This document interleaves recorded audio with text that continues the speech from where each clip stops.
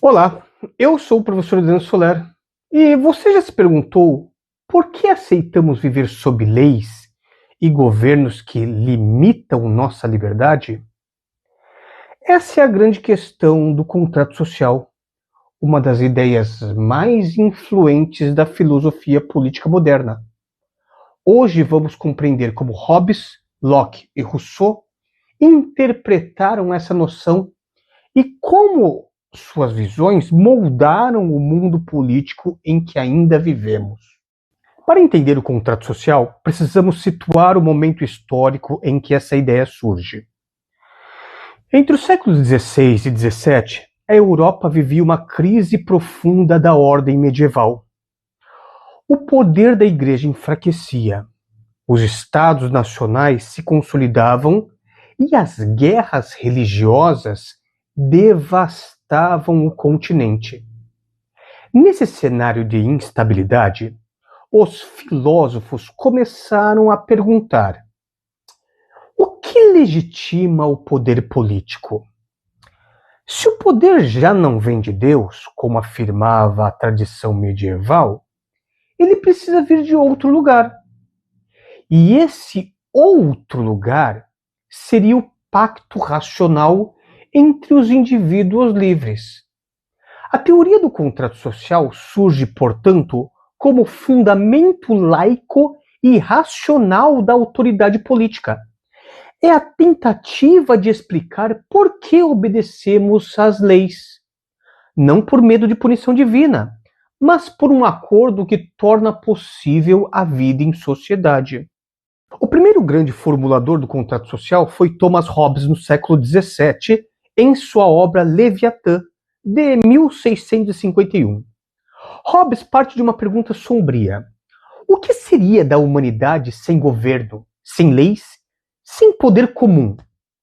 Ele responde com o famoso conceito de estado de natureza, uma condição hipotética onde cada indivíduo busca apenas sua sobrevivência, dominado pelo medo e pela competição. Sem um poder comum para controlar os impulsos humanos, a vida seria, nas palavras de Hobbes, solitária, pobre, sórdida, brutal e curta. Para escapar dessa anarquia, os homens decidem fazer um pacto entre si, renunciando ao direito de fazer justiça pelas próprias mãos e transferindo esse poder a uma autoridade soberana, o Leviatã. O Estado, portanto, nasce como um monstro racional, fruto do medo e da necessidade de paz. Seu papel é garantir a segurança e a ordem, mesmo que isso signifique limitar severamente a liberdade individual. Hobbes inaugura o fundamento moderno do Estado soberano, legitimando o poder político não pela vontade divina, mas pelo consentimento racional dos governados. Entretanto, seu contrato é irrevogável. Uma vez firmado, não há direito de resistência. A liberdade se converte em obediência e a paz se compra ao preço da submissão. Cerca de 40 anos depois, John Locke retomará o conceito de contrato social em sua obra Segundo Tratado sobre o Governo Civil de 1690. Mas com uma perspectiva liberal e otimista. Para Locke, o estado de natureza não é uma guerra de todos contra todos, mas uma condição de relativa paz e igualdade governada pela lei natural. Nessa condição, os homens são livres e iguais, dotados de razão e consciência moral. No entanto, falta segurança para proteger os direitos naturais, a vida, a liberdade e a propriedade. O contrato social, então, é um acordo para instituir um governo limitado, cuja função é proteger esses direitos. O poder político nasce do consentimento dos governados e deve ser exercido segundo a lei e a razão. Veja, se o governante viola o pacto, o povo tem o direito de resistência e até de revolução. É essa visão que fundamentará o liberalismo político e inspirará as grandes revoluções do século XVIII, especialmente a Revolução Gloriosa na Inglaterra e a independência dos Estados Unidos. Com Locke, o contrato social deixa de justificar a autoridade absoluta e passa a sustentar o Estado de Direito. No século XVIII, Jean-Jacques Rousseau levará a teoria do contrato social a uma virada decisiva em sua obra do Contrato Social, de 1762. Sua famosa frase resume o espírito de sua filosofia política. Abre aspas. O homem nasce livre e por toda parte encontra-se acorrentado. Fecha aspas.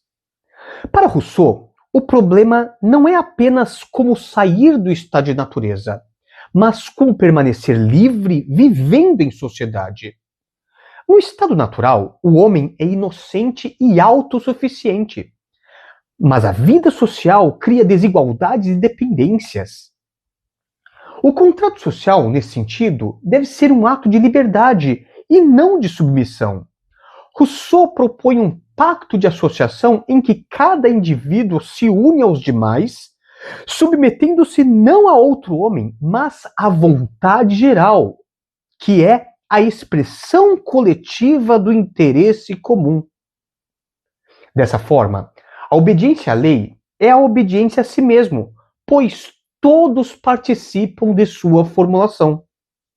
Veja, enquanto Hobbes vê o contrato como renúncia à liberdade e Locke como proteção de direitos individuais, Rousseau o entende como fundamento da soberania popular.